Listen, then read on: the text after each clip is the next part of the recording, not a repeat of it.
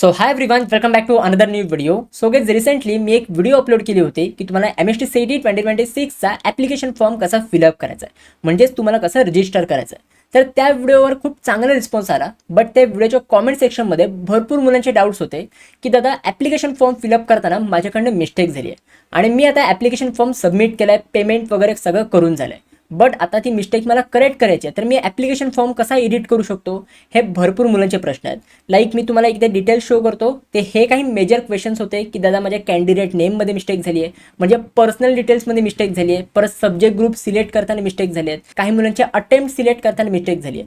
Like त्यांना both attempt select करायचे होते, बट आता त्याने सिंगल अटेम्प्ट सिलेक्ट करून फॉर्म सबमिट केला. तर त्यांचे पण काही क्वेश्चन्स आहेत. आणि काही मुलं ॲप्लिकेशन फॉर्ममध्ये पेमेंट करताना इश्यू फेस करतात. लाईक त्यांचे पेमेंट फेल होत आहे, काही मुलांचे पेमेंट प्रोग्रेस दाखवत आहे, त्यांच्याकडनं पेमेंट सक्सेस झालं आहे, म्हणजे बँकमधनं पैसे कट झाले आहेत, बट अजून ॲप्लिकेशन फॉर्म पूर्ण सबमिट नाही झालं आहे. तर हे काही इश्यू आहेत, तर ते मुलांनी मला सांगितले आहेत कॉमेंट सेक्शनमध्ये. तर नक्की तुम्ही ॲप्लिकेशन फॉर्म कसा एडिट करू शकता, तर ह्यावर मी तुम्हाला आजच्या व्हिडिओमध्ये पूर्ण डिटेलमध्ये एक्सप्लेन करणार आहे. पूर्ण मी तुम्हाला सोल्युशन सांगणार आहे. तर त्यामुळे तुम्ही ह्या व्हिडिओला शेवटपर्यंत नक्की बघा. ॲज वेल एज जर तुम्ही ह्या चॅनलवर नवीन असाल तर नक्की तुम्ही ह्या चॅनलसोबत कनेक्टेड राहा, सबस्क्राईब करून ठेवा. ऑल्सो तुम्ही आपल्या टेलिग्राम ग्रुप पण नक्की जॉईन करा, आणि की ह्या टेलिग्राम ग्रुपवर पण मी तुम्हाला भरपूर काही इम्पॉर्टंट कॉन्टेंट, इम्पॉर्टंट नोटीस वगैरे प्रोव्हाइड करत असतो. सो टेलिग्राम ग्रुप पण नक्की जॉईन करा. त्याची सुद्धा लिंक मी तुम्हाला डिस्क्रिप्शन बॉक्समध्ये प्रोव्हाइड केलेली आहे.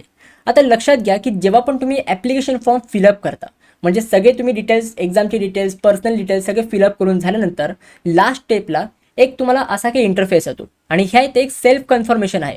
येथे तुम्हाला काय विचारलं जातं की प्लीज चेक द डिटेल्स. तुम्ही जेवढे पण तुमचे डिटेल्स फिलअप केले तुमच्या ॲप्लिकेशन फॉर्ममध्ये, हे सगळे तुम्ही केअरफुली चेक करा बिफोर मेकिंग दी पेमेंट.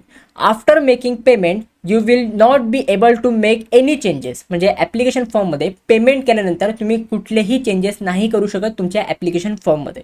तर हे सीड सेलनी तुमचा फॉर्म सबमिट करायच्या आधीच तुम्हाला एक नोट दिली जाते, म्हणजे एकदा तुम्ही पेमेंट केल्यानंतर तुमचा ॲप्लिकेशन फॉर्म तुम्ही एडिट नाही करू शकत. आता भरपूर मुलांचे प्रश्न असतील की दादा मग आता आम्ही काय करू, आमच्या फॉर्ममध्ये तर मिस्टेक झाली आहे, तर त्याला आता आम्ही करेक्शन कसं करू. तर लक्षात घ्या की ह्या व्हिडिओमध्ये मी तुम्हाला 4 सोल्युशन सांगणार आहे, आणि हे 4ही सोल्युशन खूप इम्पॉर्टंट आहेत. ह्याच्यावर मी सीड त्याला कॉन्टॅक्ट करून सुद्धा मी काही सोल्युशन घेतलेले आहेत. तर हे 4 सोल्युशन मी तुम्हाला आता पुढे सांगणार आहे, तर हे तुम्हाला पूर्ण नीट ऐकायचं आहे. तर सगळ्यात पहिले सोल्युशन नंबर 1 आहे फिल न्यू ॲप्लिकेशन फॉर्म. आता जर तुमच्या ॲप्लिकेशन फॉर्ममध्ये काही पण मिस्टेक झाली असेल तर तुम्ही नवीन ॲप्लिकेशन फॉर्म फिलअप करू शकता. बट दादा ह्याच्याने काही प्रॉब्लेम तर नाही ना होणार, कारण की ऑलरेडी मी ॲप्लिकेशन फॉर्म सबमिट केला आहे. जर आम्ही नवीन ॲप्लिकेशन फॉर्म फिलअप केला तर काही प्रॉब्लेम आम्हाला फेस नाही ना करावी लागणार. तर लक्षात घ्या काही पण प्रॉब्लेम नाही होणार, कारण की हे ऑफिशियली तुम्हाला सीड सेलनी त्यांचे इन्फॉर्मेशन ब्रॉशरमध्ये सांगितलं आहे. त्याचं हे ते मी स्क्रीनशॉट अटॅच केलेलं आहे, तुम्ही ते चेक करू शकता. हे ऑफिशियल इन्फॉर्मेशन ब्रॉशर आहे, आणि ह्या इकडे सीड सेलने एक इम्पॉर्टंट नोट दिली आहे, आणि ह्याच्यामध्ये एक पॉईंट मेन्शन केला आहे की if the candidate has done any mistake. त्यांच्या ॲप्लिकेशन फॉर्म फिलअप करताना कॅन्डिडेटनी काही पण मिस्टेक केली असेल तर सगळ्यात पहिले त्यांनी जी फी पे केली आहे ही त्याची रिफंड नाही होणार. हे सीड त्यांनी क्लिअर केलं आहे की तुमची फीस तर काही रिफंड होणार नाही. बट कॅन्डिडेटला एक ॲडवाईस केलं जात आहे की तुम्ही नवीन ॲप्लिकेशन फॉर्म फिलअप करू शकता by using alternate mobile number and email ID. म्हणजे जर तुमच्या फॉर्ममध्ये काही पण मिस्टेक झाली असेल तर तुम्ही नवीन ॲप्लिकेशन फॉर्म फिलअप करू शकता. But Naveen application form fill up करण्यासाठी तुम्हाला अल्टरनेट मोबाईल नंबर आणि ईमेल ID यूज करावं लागेल, कारण की ऑलरेडी तुम्ही ज्या मोबाईल नंबर आणि ईमेल IDने रजिस्टर केलं असेल त्या नंबरनी तर तुम्ही परत रजिस्टर नाही करू शकत. तर त्याच्यामुळे तुम्हाला दुसरा मोबाईल नंबर आणि ईमेल ID यूज करून तुम्ही नवीन रजिस्ट्रेशन करू शकता. बट एक पॉईंट तुम्ही लक्षात घ्या की जर तुमची मेजर मिस्टेक झाली असेल, म्हणजे खूप मोठी मिस्टेक झाली असेल, तरच मी तुम्हाला ॲडवाईस करेन की तुम्ही नवीन ॲप्लिकेशन फॉर्म फिलअप करा. मेजर मिस्टेक कुठली आहे तर लक्षात घ्या की जर तुमचं कॅन्डिडेट नेम फिलअप करताना काही मिस्टेक झाली असेल, जर तुमची डेट ऑफ बर्थमध्ये काही मिस्टेक झाली असेल, जेंडर सिलेक्ट करताना काही मिस्टेक झाली असेल, सब्जेक्ट ग्रुपमध्ये मिस्टेक झाली असेल, म्हणजे काही मुलांनी PCM ग्रुपला अप्लाय केला आहे बट त्यांना दोन्ही ग्रुपला अप्लाय करायचं होतं.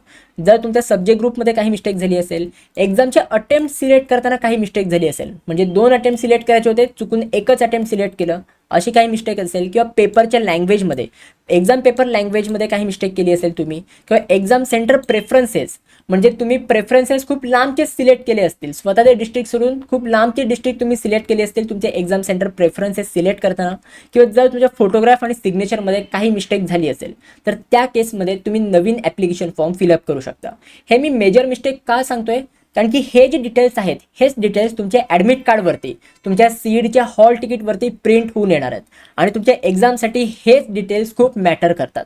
आता भरपूर जण बोलतील की दादा माझ्या ॲड्रेसमध्ये मिस्टेक झाला आहे, दादा मी कॅटेगरीची डिटेल्स सिलेक्ट करताना मिस्टेक केली आहे. हे असे काही वेगळे मिस्टेक पण झाले असतील, तर तुम्ही काही टेन्शन घेऊ नका. तुमच्यासाठी एक वेगळं सोल्युशन आहे, हे मी तुम्हाला ह्या व्हिडिओच्या एंडला सांगेन. बट जर तुमची ह्याच्यापैकी काही पण मिस्टेक झाली असेल तर तुम्ही नवीन ॲप्लिकेशन फॉर्म फिलअप करू शकता. तर हे झालं आपलं सोल्युशन नंबर 1. आता सोल्युशन नंबर 2 आहे करेक्शन विंडो. लक्षात घ्या की दरवर्षी सीड सेल एक करेक्शन विंडो प्रोव्हाइड करत असतं. त्याचप्रमाणे लास्ट इयर सुद्धा एक करेक्शन विंडो प्रोव्हाइड केली होती आणि त्याची ह्याकडे मी एक नोटीस अटॅच केली आहे. ही नोटीस तुम्ही चेक करू शकता, मार्च 2025ची आहे, लास्ट इयरची नोटीस आहे. आणि ही नोटीस कशाबद्दल आहे? एडिट फॅसिलिटीबद्दल. ह्याच्यामध्ये सीड सेलनी काय सांगितलं आहे की जर तुम्हाला काही पण करेक्ट करायचं असेल तुमच्या ॲप्लिकेशन फॉर्ममध्ये तर ह्या करेक्शन विंडोमध्ये तुम्ही ते डिटेल्स करेक्ट करू शकता. सीड सेल तुम्हाला 3 दिवस देत असतात. ह्या 3 दिवसांमध्ये तुम्ही ते करेक्शन करू शकता. त्या 3 दिवसांसाठीच करेक्शन विंडो ही ओपन असते. मग दादा ही करेक्शन विंडो कधी ओपन होते आणि ह्या वर्षी पण ती करेक्शन विंडो ओपन होईल का? लक्षात घ्या की ही जी करेक्शन विंडो आहे ही पूर्ण तुमचे ॲप्लिकेशन फॉर्म फिलिंग कंप्लीट झाल्यानंतर ओपन होत असते. जसे की आता ह्या वर्षी आपल्या ॲप्लिकेशन फॉर्म फिलिंगची लास्ट डेट काय आहे? 12 फेब्रुवारी. तर 12 फेब्रुवारीला सगळी ॲप्लिकेशन फॉर्म फिलिंग कंप्लीट झाल्यानंतर त्याच्या काही दिवसांनंतर तुम्हाला CET cell correction window provide करू शकते. मग दादा हे कन्फर्म आहे का की ह्या वर्षी करेक्शन विंडो ओपन होईलच? तर बघा ह्याच्याबद्दल काही पण ऑफिशियल कन्फर्मेशन नाही आहे आणि मी पण तुम्हाला काही गॅरंटी नाही देऊ शकत की ह्या वर्षी करेक्शन विंडो ओपन होईलच किंवा नाही पण होणार. कारण की लक्षात घ्या की रिसेंटली आपल्या कॅन्डिडेटनी, एक कॅन्डिडेट आहे त्याच्या ॲप्लिकेशन फॉर्ममध्ये मिस्टेक झाली होती आणि त्या कॅन्डिडेटनी एक तिकीट रेज केलं होतं की माझ्या ॲप्लिकेशन फॉर्ममध्ये सब्जेक्ट ग्रुप सिलेक्ट करताना मिस्टेक झाली आहे. मी सिंगल सब्जेक्ट ग्रुप सिलेक्ट केला आहे बट मला दोन्ही ग्रुपला अप्लाय करायचं आहे. PCM ग्रुपला पण अप्लाय करायचं आहे आणि PCB ग्रुपला पण अप्लाय करायचं आहे. तर त्यासाठी त्या कॅन्डिडेटनी लॉग इनमधून एक तिकीट रेज केलं होतं. तर त्या तिकीटचा सीड्स त्यांनी एक रिप्लाय दिला. तर काय रिप्लाय दिला तर ते आपण रीड करूया. Dear candidate, changes in the application form are not allowed post fee submission. Post fee submission नंतर तुम्ही काही पण ॲप्लिकेशन फॉर्ममध्ये एडिट नाही करू शकत. Please note a facility to update the subject group PCM to PCB or vice versa might be provided by seed cell at later date. म्हणजे जर तुम्हाला सब्जेक्ट ग्रुप चेंज करायचा असेल, काही पण ह्याच्यामध्ये एडिट करायचं असेल तर सीड सेल एक तुम्हाला फॅसिलिटी प्रोव्हाइड करू शकते हे चेंज करण्यासाठी, हे करेक्ट करण्यासाठी.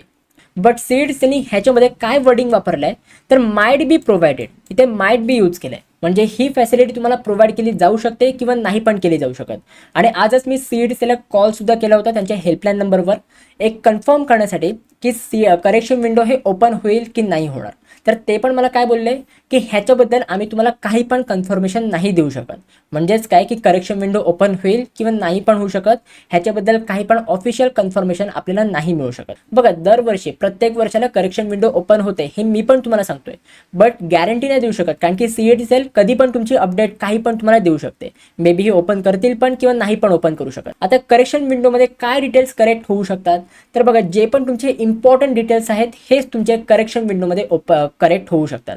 जसे की तुमचा कॅन्डिडेट नेम तुम्ही करेक्ट करू शकता, डेट ऑफ बर्थ तुम्ही करेक्ट करू शकता, जेंडर तुम्ही करेक्ट करू शकता, सब्जेक्ट ग्रुपमध्ये काय चेंज करायचं असेल तर हे तुम्ही चेंज करू शकता, किंवा जर तुमच्या फोटोग्राफ आणि सिग्नेचरमध्ये काय चेंज असतील, काय तुम्हाला अपडेट करायचं असेल तर ते सुद्धा तुम्ही करू शकता. म्हणजे हे जे मिनिमम डिटेल्स आहेत हेच तुम्ही करेक्ट करू शकता कारण की हेच तुमचे इम्पॉर्टंट आहेत. आता ह्या वर्षी डबल म्हणजे 2 अटेम्प्ट्स आहेत तर मे बी तुम्हाला अटेम्प्ट करेक्ट करायचा पण ऑप्शन ह्या वर्षी दिला जाऊ शकतो. मी तुम्हाला कन्फर्मेशन नाही देते, ऑफिशियल कन्फर्मेशन नाही देत आहे, हे मे बी तुम्हाला दिलं जाऊ शकतं किंवा नाही पण दिलं जाऊ शकत. सो जर तुम्हाला पाहिजे असेल तर तुम्ही करेक्शन विंडोसाठी वेट करू शकता. आणि जर तुमच्या करेक्शन विंडोबाबत काही पण ऑफिशियल नोटीस आली, काय ऑफिशियल अपडेट आली तर ते मी तुम्हाला नक्की सांगेन. तर त्यासाठी तुम्ही आपल्या चॅनलसोबत नक्की कनेक्टेड राहा, सबस्क्राईब करून ठेवा, ॲज वेल ॲज तुम्ही बेल नोटिफिकेशन सुद्धा नक्की ऑन करून ठेवा. म्हणजे जेव्हा पण मी काही अपडेट इम्पॉर्टंट व्हिडिओ अपलोड करेन तर त्याचे नोटिफिकेशन्स तुम्हाला नक्की येतील. अँड ऑल्सो आपल्या टेलिग्राम ग्रुपसुद्धा नक्की जॉईन करून ठेवा. टेलिग्रामची लिंक सुद्धा मी तुम्हाला डिस्क्रिप्शन बॉक्समध्ये प्रोव्हाइड केलेली आहे. तर हे झालं आपलं सोल्युशन नंबर 2. आता सोल्युशन नंबर 3 आहे अनकंडिशनल अंडरटेकिंग. आता दरवर्षी सीड सेल आपल्याला अनकंडिशनल अंडरटेकिंग प्रोव्हाइड करत असतं आणि अनकंडिशनल अंडरटेकिंग हा एक फॉर्म असतो जो तुमच्या ॲडमिट कार्ड सोबत प्रोव्हाइड केला जातो. आता ह्या फॉर्मची मी एक कॉपी आहे ते लावलेली आहे, लास्ट इयरचा फॉर्म आहे. आता ह्या अनकंडिशनल अंडरटेकिंगमध्ये तुमचे सगळेच डिटेल्स करेक्ट नाही होत. फक्त थोडे काही डिटेल्स आहेत हे तुमचे करेक्ट होऊ शकतात. तर असा काही तुम्हाला फॉर्म प्रोव्हाइड केला जातो आणि ह्या फॉर्ममध्ये तुम्ही ऑन दी स्पॉट करेक्शन्स करू शकता. कोणत्या डिटेल्समध्ये? तर तुमच्या कॅन्डिडेट नेममध्ये, डेट ऑफ बर्थमध्ये, जेंडरमध्ये, फोटोग्राफमध्ये किंवा सिग्नेचरमध्ये ह्या काही डिटेल्समध्ये तुमची काही मिस्टेक झाली असेल तर हेच डिटेल्स तुम्ही अनकंडिशनल अंडरटेकिंगमधनं करेक्ट करू शकता. आणि हे तुम्हाला कसं करेक्ट करायचं असतं? सो बघा, जेव्हा तुमचं हॉल तिकीट येतं तर त्या हॉल तिकीटसोबत तुम्हाला हा फॉर्म डाउनलोड करावा लागतो, तुम्हाला प्रिंट करावा लागतो आणि ज्या दिवशी तुमची एक्झाम असते तर त्या दिवशी तुम्हाला ॲडमिट कार्डसोबत तो अनकंडिशनल अंडरटेकिंगचा फॉर्म पूर्ण फिलअप करून तुम्हाला CEDची एक्झामला घेऊन जावं लागतं आणि त्या तिथे एक्झाम सेंटरवर तुम्हाला हा फॉर्म सबमिट करावा लागतो आणि त्या फॉर्ममध्ये हे काही डिटेल्स आहेत हे तुमचे करेक्ट होऊ शकतात. आता तुमचा प्रश्न असेल की दादा मग जर आमच्या सब्जेक्ट ग्रुपमध्ये काय मिस्टेक असेल तर आम्ही काय करायचं? जर आमच्या अटेम्प्ट सिलेक्ट करताना काही मिस्टेक झाली असतील तर ते आम्ही काय करायचं? तर ते तुमच्या ह्या फॉर्ममध्ये करेक्ट नाही होऊ शकत. हे काही डिटेल्स आहेत हे तुमचे करेक्ट होतात. तर त्याच्यामुळे जर तुमची ह्याच्यापैकी काय मिस्टेक झाली असेल तर तुम्ही ते अनकंडिशनल अंडरटेकिंगमध्ये करेक्ट करू शकता. बट जर तुमच्या सब्जेक्ट ग्रुपमध्ये किंवा अटेम्प्ट सिलेक्ट करताना किंवा एक्झाम पेपर लँग्वेजेस सिलेक्ट करताना काही मिस्टेक झाली असेल तर त्यासाठी तुम्ही सोल्युशन नंबर 1 किंवा सोल्युशन नंबर 2 हे यूज करू शकता. आय होप हे तुम्हाला समजलेलं असेल. तर हे झालं आपलं सोल्युशन नंबर 3. आता सोल्युशन नंबर 4 आहे जनरेट अ तिकीट. आता लक्षात घ्या की जर तुमच्या ॲप्लिकेशन फॉर्ममध्ये कोणतीही मिस्टेक झाली असेल, म्हणजे मेजर मिस्टेकपासून ते मायनर मिस्टेकपर्यंत काही पण मिस्टेक झाली असेल तर तुम्ही तिकीट जनरेट करा. तुमच्या लॉग इनमध्ये एक तिकीट जनरेट करायचा ऑप्शन दिलेला असतो. तर तुम्ही तिकीट जनरेट करून तुमचा जो पण काही इश्यू आहे हा तुम्ही CED सेलला सांगा.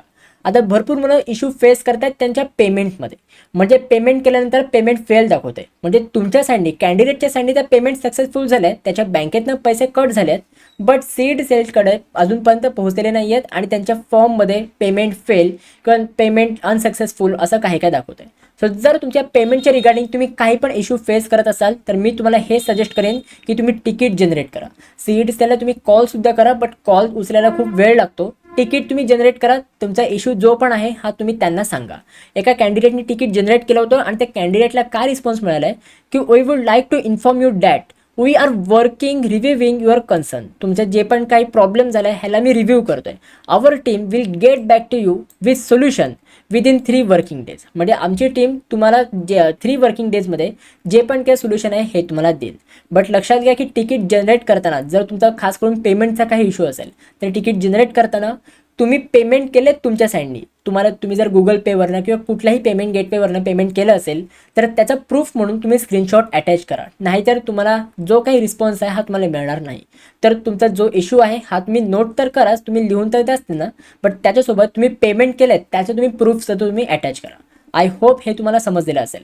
आता भरपूर मुलांचे प्रश्न आहेत की दादा माझे इतर काही मिस्टेक झालेत, जसे की कॅटेगरीच्या डिटेलमध्ये मिस्टेक झाली आहे, रेसिडेन्शियल ॲड्रेसमध्ये मिस्टेक झाली आहे, रिजन सिलेक्ट करताना मिस्टेक झाली आहे, रिलिजनमध्ये मिस्टेक झालं आहे, डोमेसाईलचं मला येस करायचं होतं चुकून मी नो केलं आहे, अशा भरपूर काही मिस्टेक्स आहेत. तर ह्याचं नक्की सोल्युशन काय आहे? लक्षात घ्या की हे जे डिटेल्स आहेत हे खूप मायनर मिस्टेक्स आहेत. हे आत्ता जरी तुमचे चुकले असतील तरी पण तुम्हाला काही पण प्रॉब्लेम होणार नाही आहे. हे जे डिटेल्स आहेत लाईक कॅटेगरी, ॲड्रेस, रिजन किंवा डोमिसाईल, हे जे डिटेल्स आहेत हे तुमचे ॲडमिशन प्रोसेसच्या वेळी खूप इम्पॉर्टंट असतात. आत्ता जरी हे चुकले असते, ह्याच्यामध्ये काही पण मिस्टेक झाले असेल तरी पण चालेल. तुम्ही ॲडमिशन घेताना ॲडमिशन प्रोसेसच्या वेळी तुम्हाला परत एक नवीन ॲप्लिकेशन फॉर्म फिलअप करावा लागतो आणि त्या ॲप्लिकेशन फॉर्ममध्ये तुम्ही हे जे डिटेल्स आहेत हे तुम्ही करेक्ट करू शकता, म्हणजे करेक्ट वेनी तुम्ही फिलअप करू शकता. आत्ता जरी तुमचे ह्याच्यापैकी काही मिस्टेक झाली असेल तरी काही हरकत नाही. जर तुम्हाला काही डाऊट असेल तर तुम्ही CED सेलला कॉन्टॅक्ट करू शकता. तिकीट जनरेट करून तुम्ही तुमचे क्वेश्चन्स विचारू शकता. CED सेल पण तुम्हाला मोस्टली हेच सांगेल की तुम्ही कॅपराऊंडच्या वेळी हे डिटेल्स तुम्ही करेक्ट करू शकता. आता तुमचे मोस्ट इम्पॉर्टंट डिटेल्स कुठले आहेत जे मी तुम्हाला स्क्रीनवरती दिलेले आहेत.